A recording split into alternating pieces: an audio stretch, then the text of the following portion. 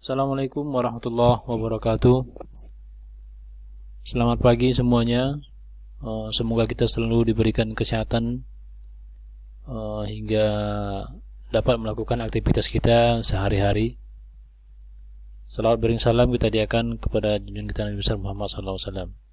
Baik, sekarang kita masuk pada pertemuan kedua, yaitu memori manajemen. Memori manajemen bertujuan untuk optimalisasi penggunaan ruang-ruang memori di dalam mengalokasikan job-job atau proses. Nah, fungsinya mengatur track yang ada pada memori serta mencatat status dari memori, apakah sedang digunakan atau dalam keadaan free atau tidak sedang digunakan. Oke. Kemudian, pada kasus multiprogramming, manajemen berguna untuk menentukan kasus mana yang dapat menggunakan memori terlebih dahulu. Sedangkan fungsi yang ketiga yaitu mengalokasikan memori pada saat prosesor membutuhkan. Kemudian yang keempat, memberitahukan pada memori saat prosesor tidak membutuhkan lagi memori tersebut. Memori manajemen ada beberapa teknik yang digunakan dalam pengalokasian jobnya. Ya, di antara single contiguous allocation atau SCA, kemudian partition allocation, yang diantaranya ada static partition allocation dan juga dynamic partition allocation. Dynamic partition allocation ini juga ada lagi 3 tekniknya, yaitu free speed, base speed, dan world speed. Kemudian materi selanjutnya yaitu relocatable partition allocation. Kemudian patch, demand patch, dan segment. Nanti kita akan pertama kali mempelajari single contiguous allocation. Baik, single contiguous allocation yaitu operating system atau sistem operasi mengatur memori hanya sebagai ruang tunggal saja atau single ya. Hanya sebagai ruang tunggal yang letaknya bersebelahan atau contiguous dengan ruang yang ditempati modul program atau OS. Oke. Jadi ini saja yang OS ya. Memori hanya ditempati oleh satu job saja, tidak boleh satu job, satu ruang, 2 job dalam satu ruang memori. Oke, karena ini bukan multiprogramming. Contohnya bagian memori ada OS, ini adalah operating system, dan juga job A dan free area. Diketahui ukuran memori 1 MB atau 1024 KB, sedangkan sistem operasi 300 KB. Ya, kemudian ada job A 400 KB dan job B 124 KB dan job C 50 KB. Oke, kasus ini akan kita bahas nantinya. Baik, kita lanjut saja dulu. Single contiguous allocation kelemahannya adalah pemakaian memori tidak optimal karena banyak terjadi fragmentasi. Oke, banyak menimbulkan waiting time atau waktu tunda.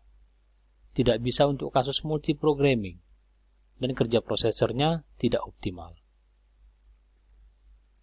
Oke, baik, sedangkan fragmentasi. Fragmentasi yaitu sisa memori yang terbentuk setelah pengalokasian job yang dikenal dengan istilah internal fragmentasi. Fragmentasi terjadi karena kapasitas job yang akan masuk ke dalam ruang memori kapasitasnya lebih kecil daripada ruang memori itu sendiri. Contohnya ini bagian memori ada OS, free area 1 MB, ya, ruang memori itu 1 MB, sedangkan jobnya cuma 2 KB. Ini disebut dengan fragmentasi internal, ya, karena lebih besar ruang memori yang ada di memori daripada job yang masuk. Kemudian eksternal fragmentasi yaitu terjadi karena kapasitas job yang akan masuk ke dalam ruang memori lebih besar daripada memori itu sendiri.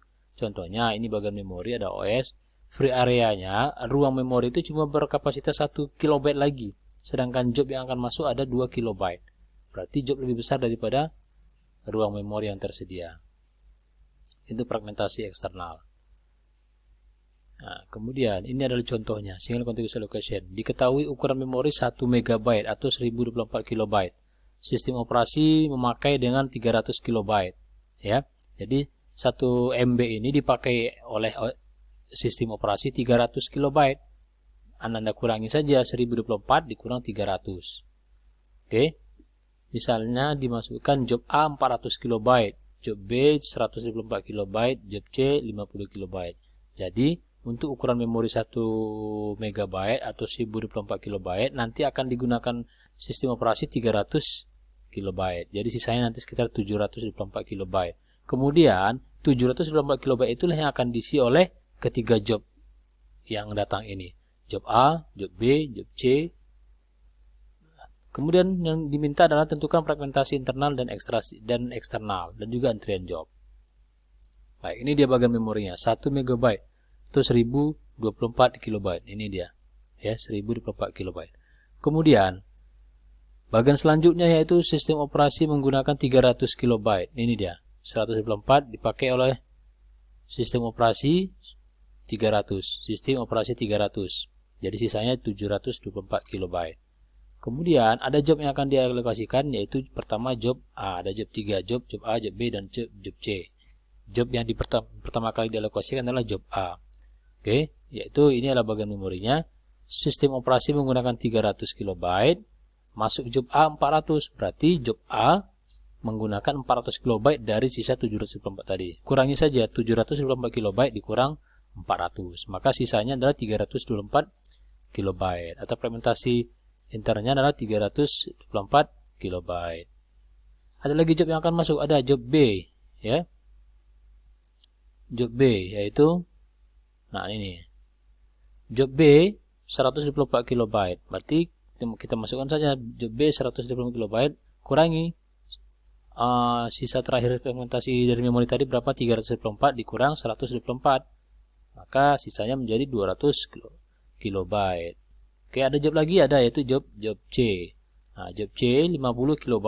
Berarti bagian terakhir tadi sistem operasi 300, job A 400, job B 194. Nah, maka job C 50 ya, 50 KB. Jadi sisanya adalah 150 KB. Nah, tentukan fragmentasi. Fragmentasinya yaitu fragmentasi eksternal tidak ada 0 karena tidak ada lagi antrian job. Tidak ada lagi job yang akan masuk. Kemudian fragmentasi internal yaitu 150 KB. Ini dia 150 KB. Baik, itu saja mungkin yang dapat kita sampaikan. Jika ada yang mau ditanyakan silahkan tanyakan di grup WA. Assalamualaikum warahmatullahi wabarakatuh.